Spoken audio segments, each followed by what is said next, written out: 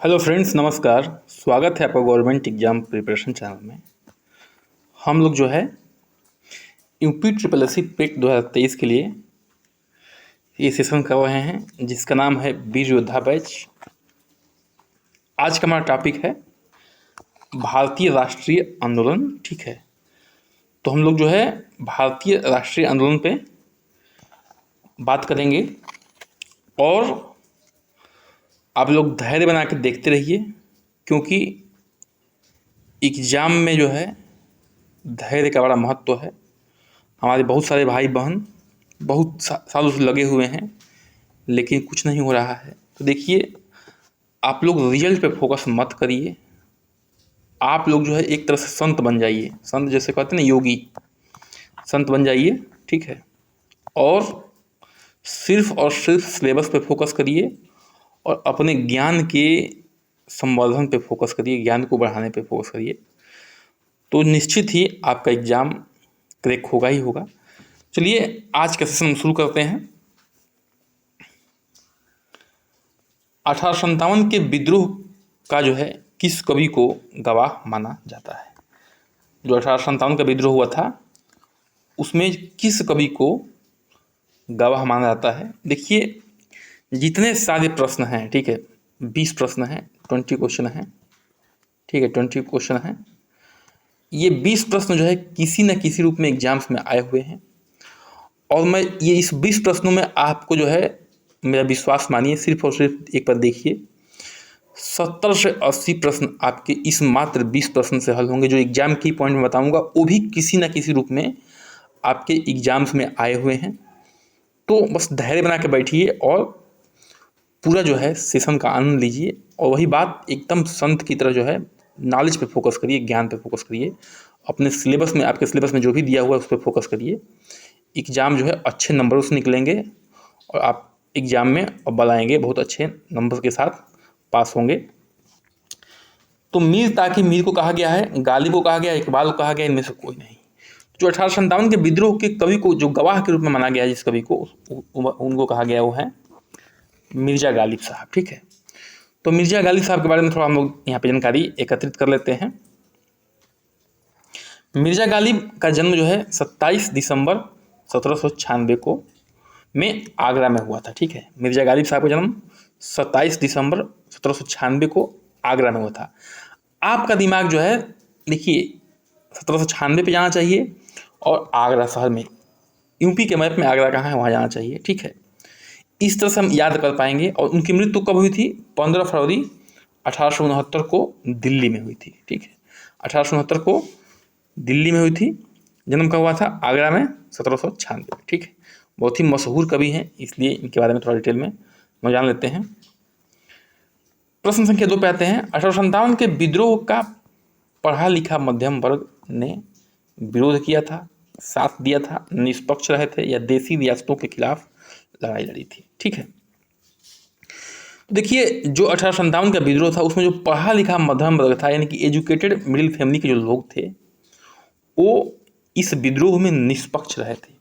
वो किसी का साथ नहीं दिए थे, न तो अंग्रेजों का साथ दिए और न ही जो 1857 के विद्रोह के क्रांतिकारी थे उनका, किसी का जो है इन्होंने साथ नहीं दिया। इन्होंने जो ये आपके पढ़ा लिखा वर्ग, मिडिल फैमिली का वर्ग था, किसी का साथ नहीं दिया। इसीलिए जो है ये भी एक मुख्य कारण था विद्रोह का फेल होने का। ठीक है, तो इस विद्रोह में कौन कौन वर्ग भाग लिए थे देखते हैं और कौन कौन नहीं लिए थे। देखिए, साहूकार थे, यानी कि, और जमींदार 1857 के विद्रोह में भाग नहीं लिए। ठीक है, जो साहूकार थे और जमींदार थे 1857 के विद्रोह में भाग नहीं लिए थे। लेकिन जो कृषि मजदूर थे, जो खेतों में काम करने वाले थे, और किसान थे, उन्होंने इस विद्रोह में खुलकर भाग लिया अंग्रेजों के खिलाफ। ठीक है, साहूकार और जमींदार जो है आर्थिक स्थिति को बनाए रखने के लिए, क्योंकि भाई ये तो पहले से मजबूत थे, ठीक है, इनका विरोध करेंगे तो दिक्कत हो जाएगी अंग्रेजों का, तो अपने आर्थिक स्थिति को मेंटेन रखने के लिए इन्होंने उनका जो है विद्रोह नहीं किया। क्योंकि जो अच्छी स्थिति में ही हैं तो क्यों विद्रोह करेंगे, जिनकी बुरी स्थिति है वो विद्रोह किए थे। 1857 के विद्रोह के एक जो है कारण नहीं थे, अन्य अन्य अपने अपने मकसद से लड़ रहे थे सभी लोग, ठीक है। एक सेंट्रलाइज जो है वो भी नहीं थी, सेंट्रलाइज मतलब कि सबका एक उद्देश्य हो, ठीक है। एक सेंट्रलाइज वो भी नहीं थी, स्ट्रेटजी भी नहीं थी, इसलिए जो है ये फेल हो गया था, ठीक है। 1857 के विद्रोह के दौरान ब्रिटेन के प्रधानमंत्री कौन थे? 1857 का जो विद्रोह हुआ था उस दौरान ब्रिटेन के प्रधानमंत्री कौन थे? पिछले सेशन में हम बात किए थे कि उस समय का जो है गवर्नर जनरल लॉर्ड कैनिंग था, और उसके बाद जो है उसी को क्या बना दिया गया था, वायसराय बना दिया गया था। अब आपको बताना कि 1857 के विद्रोह के दौरान ब्रिटेन उस समय 1857 के दौरान ब्रिटेन में कौन प्रधानमंत्री थे? चर्चिल था, पामरस्टोन था, एटली था या ग्लैडस्टोन था, ठीक है। तो उत्तर हो जाएगा बी, यानी कि पामरस्टोन जो है 1857 के विद्रोह के दौरान क्या था, ब्रिटेन का प्रधानमंत्री था। तो यहाँ पे थोड़ा उसका हम लोग कार्यकाल देख लेते हैं, किसका, विस्काउंट पामरस्टोन का कार्यकाल जो है 1855 से लेके 1858 था, ठीक है। उसका कार्यकाल कब से कब तक था? 1855 से लेके 1858 तक था। प्रश्न संख्या 4 पे आते हैं।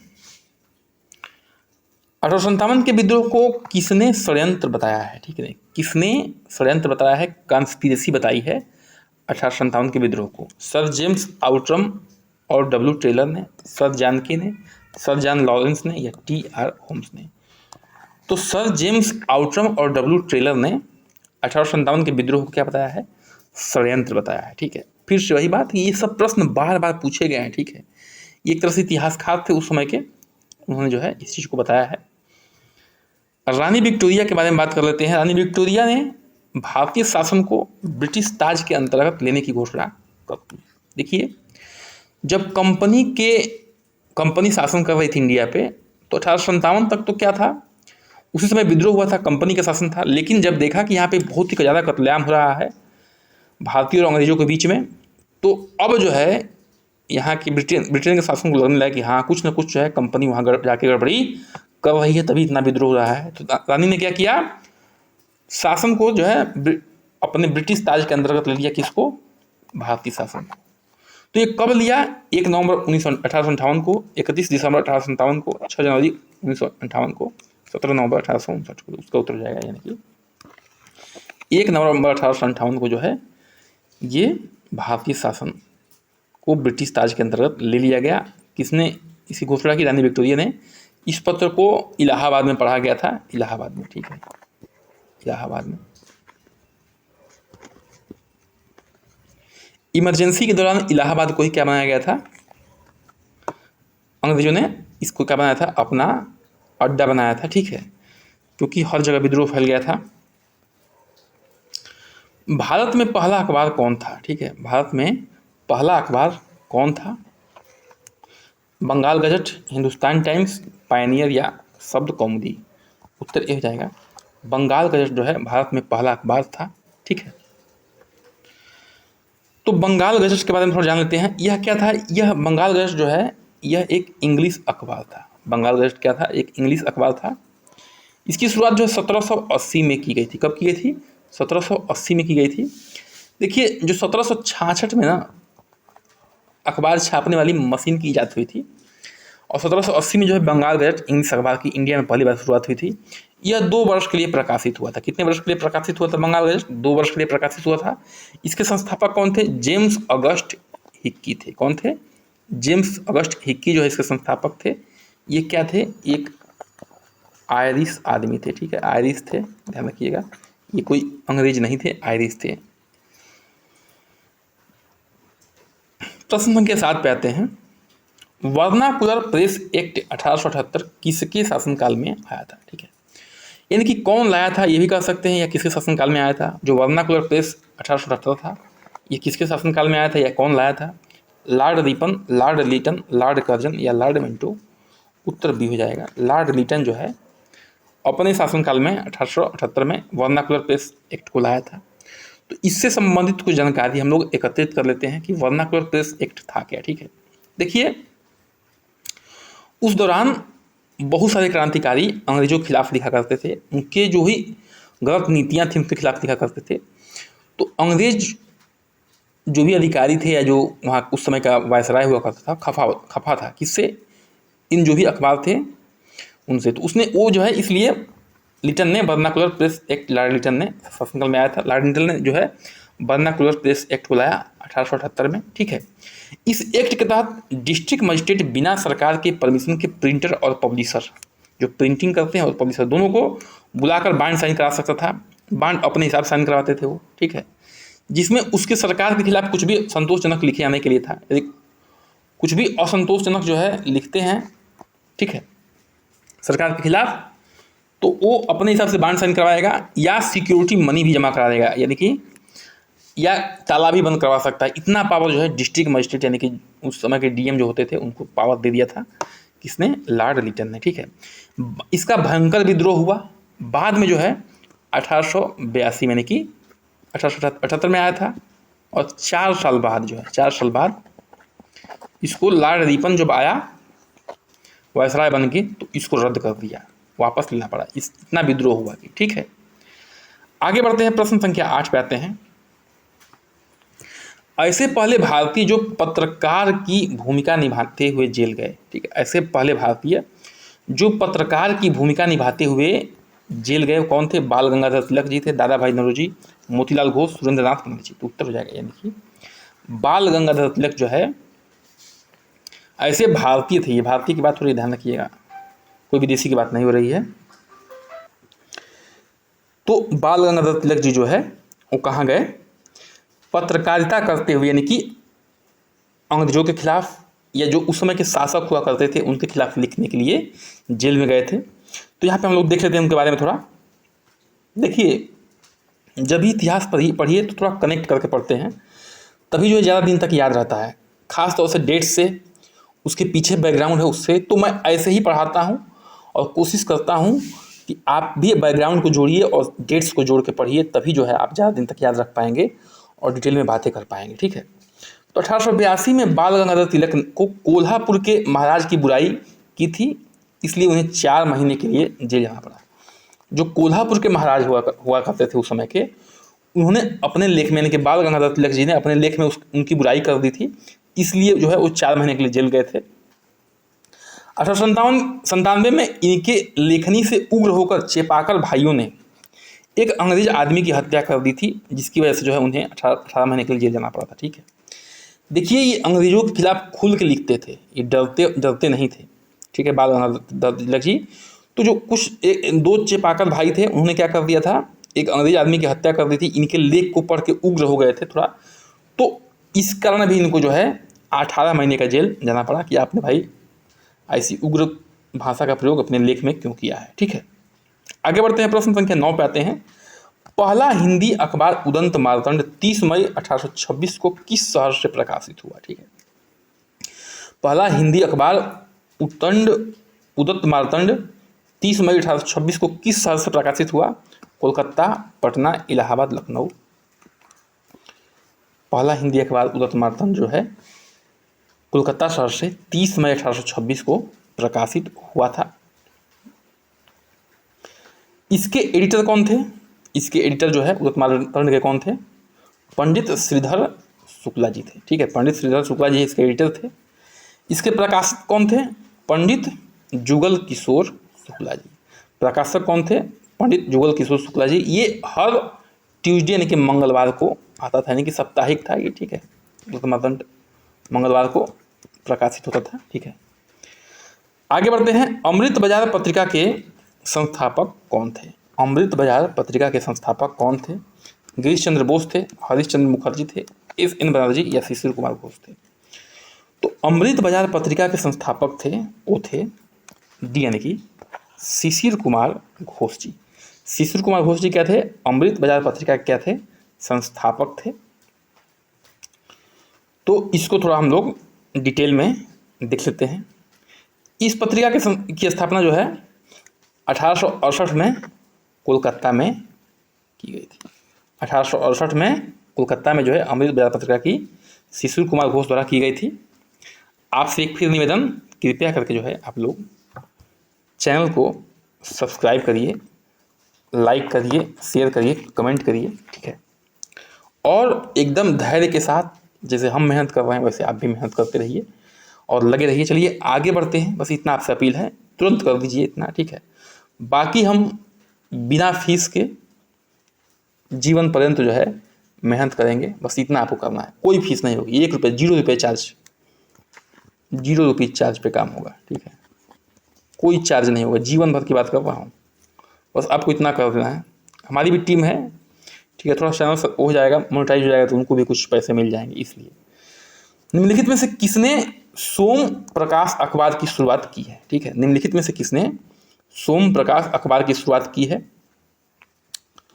दयानंद सरस्वती ने, ईश्वर चंद्र विद्यासागर ने, राजा मोहन राय, सुरेश चंद्र बनर्जी। तो उत्तर हो जाएगा बी की ईश्वर चंद्र विद्यासागर जी ने सोम प्रकाश अखबार की शुरुआत की थी, ठीक है। तो सोम प्रकाश की शुरुआत किसने की थी अखबार की? ईश्वर चंद्र विद्यासागर जी ने। मैं एक चीज़ को बार बार इसलिए बोलता हूँ कि कम से कम 2-3 बार तो यहीं आपको दिमाग में चला जाए।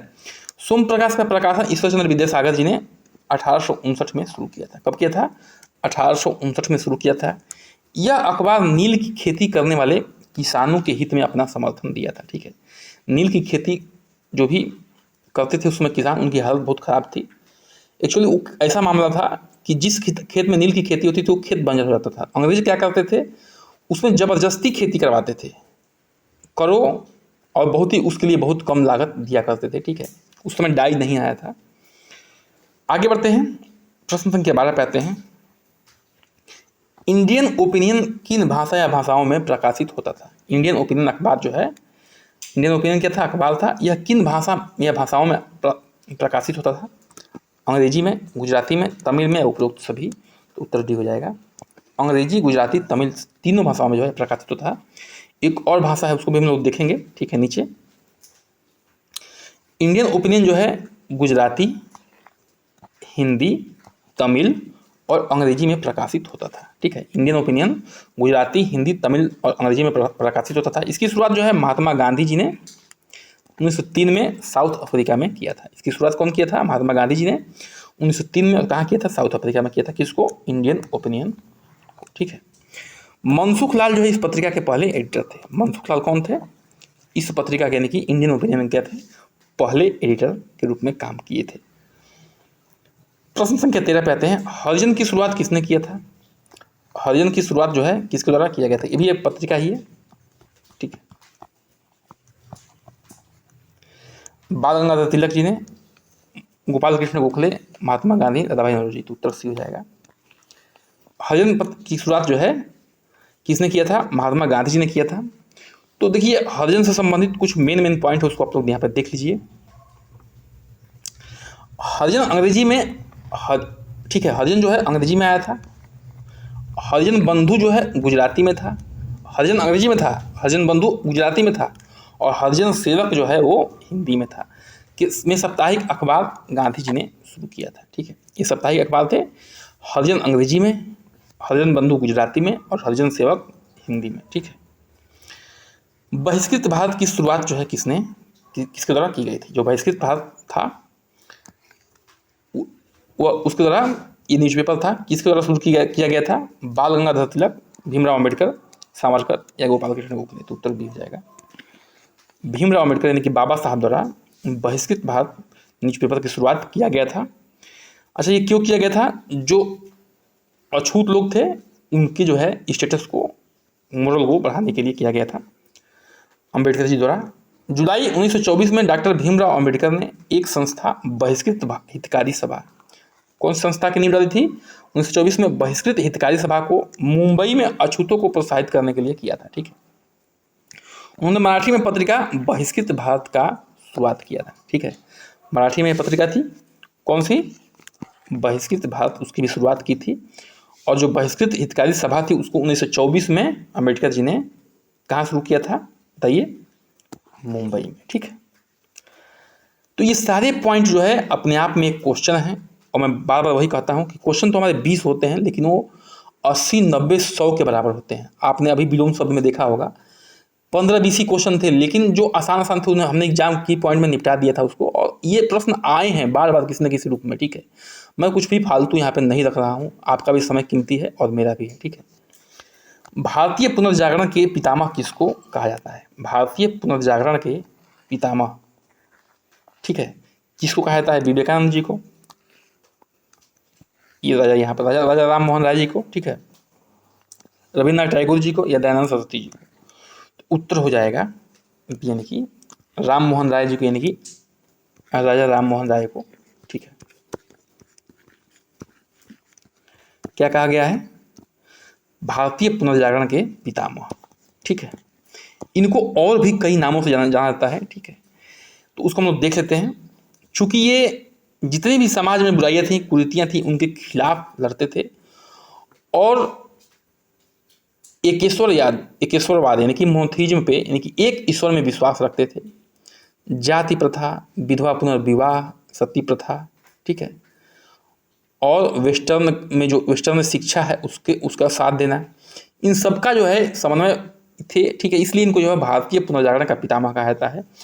राजा राम मोहन राय जो है समाज में फैली कुरीतियों के खिलाफ अभियान छेड़ी थी, ठीक है, कुरीतियों जो भी समाज में कुरीतियाँ थी उनके खिलाफ अभियान छेड़े थे।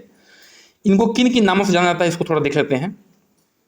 फादर ऑफ इंडियन इडेंसिस, ठीक है, फादर ऑफ इंडियन इडेंसिस यानी कि वही भारतीय पुनर्जागरण के पितामह। पैगंबर ऑफ इंडियन नेशनलिज्म यानी कि भारतीय राष्ट्रवाद के पैगंबर कहे जाते हैं, यानी कि दूत कहे जाते हैं।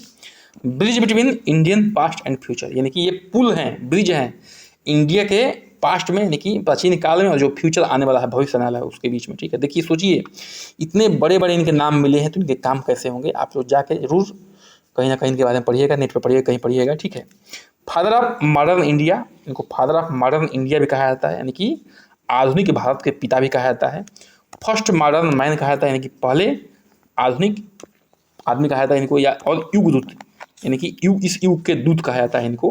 तो इतने सारे नामों से नवाजा गया है, बहुत ही गजब के कारनामे थे इनके। जीवनी पढ़ेंगे तो आप दंग रह जाएंगे। आप जो जरूर पढ़िएगा कहीं ना कहीं जाके। आगे बढ़ते हैं, प्रश्न संख्या 16 पे आते हैं। निम्नलिखित में से कौन आत्मीय सभा के संस्थापक थे? निम्नलिखित में से कौन जो है आत्मीय सभा के संस्थापक थे? राजा राम मोहन राय, स्वामी दयानंद सरस्वती, स्वामी विवेकानंद, या अरबिंदो घोष? राजा राम मोहन राय जो है आत्मीय सभा के संस्थापक थे।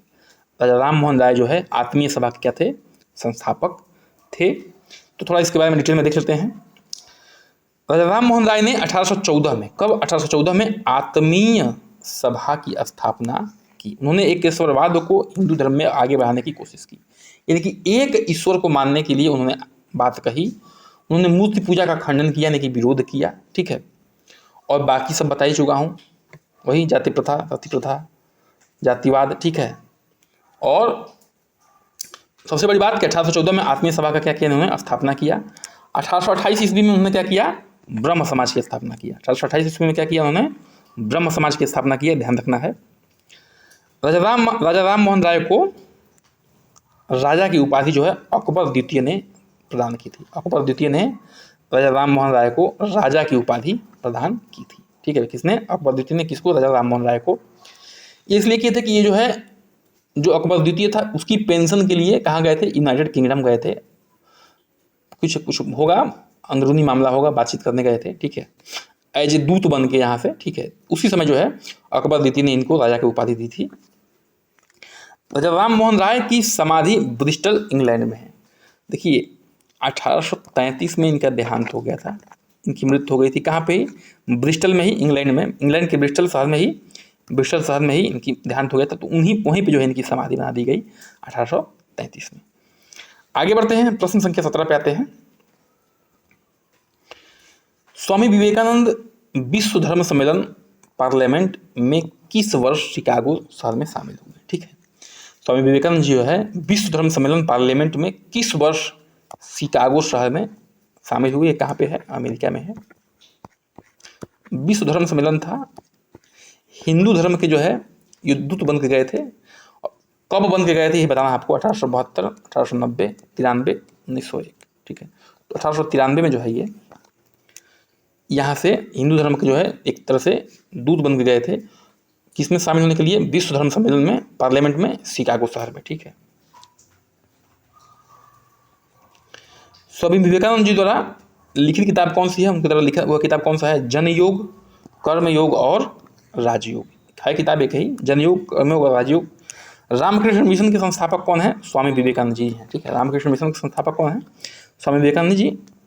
1897 में इन्होंने स्थापना की थी, किसकी? रामकृष्ण मिशन की। ठीक है, रामकृष्ण मिशन की स्थापना 1897 में की थी। किसने किया था? स्वामी विवेकानंद जी ने किया था। और ये जो है विश्व धर्म सम्मेलन में शिकागो शहर में 1893 में भाग लेने गए थे। प्रश्न संख्या 18 पे आते हैं। आर्य समाज की स्थापना किसने की? आर्य समाज की स्थापना किसने की? दयानंद सरस्वती ने, विवेकानंद जी, राजा राम मोहन राय, महात्मा गांधी। दयानंद सरस्वती। ये सब रटा क्वेश्चन है, लेकिन जो मैं एग्जाम की पॉइंट में दे रहा हूँ, पूरा डिटेल दे रहा हूँ। ठीक है, तो उससे आपके नॉलेज बढ़ेंगे। और एक और बात, ये सिर्फ आपके यूपी SSSC पेट के लिए ही नहीं है। यूपी का कोई भी एग्जाम हो, IAS को छोड़ के, उस लेवल का ये सब पैटर्न है। ठीक है, PCS लेवल का तक का पैटर्न है, वहाँ तक आप कोई भी एग्जाम निकाल लेंगे। और पढ़ना सब एग्जाम के लिए है ये। ठीक है, जो भी वन डे एग्जाम है। तो आर्य समाज की स्थापना जो है दयानंद सरस्वती जी ने किया था। थोड़ा इनके बारे में जान लेते हैं। दयानंद सरस्वती ने आर्य समाज की स्थापना 7 अप्रैल 1875 में को मुंबई में की थी। ठीक है, दयानंद सरस्वती जी ने आर्य समाज की स्थापना 7 अप्रैल 1875 को मुंबई में की थी। वेदों की ओर लौटो किसने नारा दिया था? स्वामी दयानंद सरस्वती जी ने ही वेदों की ओर लौटो का नारा दिया था। उन्होंने बाल विवाह और जातिवाद का विरोध किया था। किसका विरोध किया था? बाल विवाह यानी कि कम उम्र शादी का, और जातिवाद, जो जाति में बटा है हिंदू धर्म, उसको विरोध किया था। अच्छा, एक पॉइंट और बहुत ही इंपॉर्टेंट, स्वामी दयानंद सरस्वती को भारत का मार्टिन लूथर भी कहा जाता है। स्वामी दयानंद सरस्वती जी को भारत का मार्टिन लूथर भी कहा जाता है। इनका बचपन का नाम क्या था? मूल शंकर तिवारी। इनका बचपन का नाम क्या था? मूल शंकर तिवारी था। जन्म कहाँ हुआ? 1824, टंकारा, गुजरात में। सारे पॉइंट एग्जाम में आए हैं किसी न किसी रूप में। जिन भी हस्तियों को मैं यहाँ पे डिस्कस कर रहा हूँ, ये कोई आम इंसान नहीं है, इस देश के बहुत बड़े बड़े दिग्गज हैं। इसलिए जो है इनकी जो है सब कुछ, हिस्ट्री, ज्योग्राफी, सब कुछ याद रखना पड़ता है। ठीक है, अगर एग्जाम निकालना है तो। इनके द्वारा लिखित प्रसिद्ध किताब कौन सा था? सत्यार्थ प्रकाश। सत्यार्थ प्रकाश जो है इनके द्वारा लिखित प्रमुख किताब थी। आगे बढ़ते हैं, 19 पे आते हैं। प्रश्न संख्या 19 पे आते हैं। निम्नलिखित में से किसने सबसे पहले स्वराज शब्द का प्रयोग किया और हिंदी को राष्ट्रभाषा के रूप में स्वीकार किया? निम्न में से किसने सबसे पहले स्वराज शब्द का प्रयोग किया और हिंदी को राष्ट्रभाषा के रूप में स्वीकार किया? हालांकि आज भी हिंदी हमारा राष्ट्रभाषा नहीं है, राजभाषा है, लेकिन इस बात को इम्फेसाइज किया किसने? वही आपको बताना है उत्तर में। राजा राम मोहन राय ने, स्वामी दयानंद सरस्वती ने, स्वामी विवेकानंद ने, बाल गंगाधर तिलक ने। उत्तर जाएगा देने की। स्वामी दयानंद सरस्वती जी ने स्वराज शब्द का प्रयोग किया और हिंदी को राष्ट्रभाषा के रूप में स्वीकार करने के लिए इम्फेसाइज किया लोगों से। ठीक है, तो आगे बढ़ते हैं। स्वामी दयानंद सरस्वती ऐसे पहले व्यक्ति थे, देखिए इस मामले में भी ये पहले ही व्यक्ति थे जिन्होंने स्वदेशी सामान का प्रयोग करने के लिए प्रोत्साहित किया लोगों को और विदेशी सामानों का बहिष्कार करने की बात की थी। ठीक है, स्वदेशी सामान को प्रयोग करने के लिए सबसे पहले स्वराज शब्द का प्रयोग किया था, हिंदी को राष्ट्रभाषा बनाने की बात कही थी, स्वदेशी सामान के प्रयोग करने के लिए बात किया था और विदेशी सामान का बहिष्कार करने की बात की थी। कौन थे वो? स्वामी दयानंद सरस्वती जी थे। ठीक है, आर्य समाज के संस्थापक कब हुई थी? 1875 में। आज के अंतिम प्रश्न पे आते हैं। प्रार्थना समाज के संस्थापक कौन थे? प्रार्थना समाज के संस्थापक कौन थे? आत्माराम पांडुरंग, MG रनाड़े, MG चंद्राकर, बाल गंगाधर तिलक। आत्माराम पांडुरंग जी जो है प्रार्थना समाज के क्या थे? संस्थापक थे। तो इसको थोड़ा सा हम लोग देख लेते हैं। केशव चंद्र सेन जी से प्रभावित होकर आत्माराम पांडुरंग ने 1867 में मुंबई में प्रार्थना समाज की क्या की थी? स्थापना की थी। इसका मुख्य उद्देश्य क्या था? जातिवाद के खिलाफ लड़ना। जो प्रार्थना समाज था उसका मुख्य उद्देश्य क्या था? जातिवाद के खिलाफ लड़ना, शादी के लिए बच्चों की उम्र को बढ़ाना, विधवा पुनर्विवाह और महिला शिक्षा को बढ़ावा देना। इसका क्या था? मुख्य उद्देश्य में से एक था। तो इसी के साथ जो है आज का हमारा सेशन क्या होता है, समाप्त होता है। कृपया करके चैनल को सब्सक्राइब करिए, प्लीज़ लाइक करिए और शेयर करिए। बने रहिए हमारे साथ। नमस्कार, जय हिंद।